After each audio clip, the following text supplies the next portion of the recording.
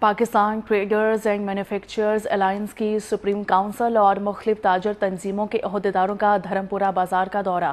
وفد نے دھرمپورہ ڈیلر ایسوسی ایشن کے نومنتخب عہدیداروں کو مبارکباد دی اور تاجروں کے مسائل بھی سنے ہیں۔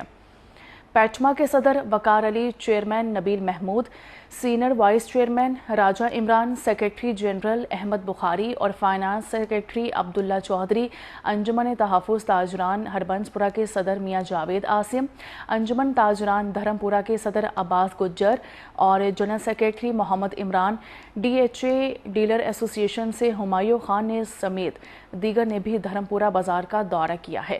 دورے کے موقع پر نو منتخب عہدیداروں کو مبارکباد پیش کی گئی، پھولوں کے ہار پہنائے گئے اور گلدستے دیے گئے۔ نو منتخب عہدیداروں میں صدر ظفر اقبال، سرپرست اعلیٰ شیخ یعقوب، چیئرمین محمد وقاص، جنرل سیکریٹری زرار احمد نے پیٹما اور تمام تاجر تنظیموں کا شکریہ ادا کیا۔ اس موقع پر Pakistan traders and manufacturers alliance کے وفد نے تاجروں کے مسائل سنے اور انہیں حل کرنے کی مکمل یقین دہانی کروائی ہے۔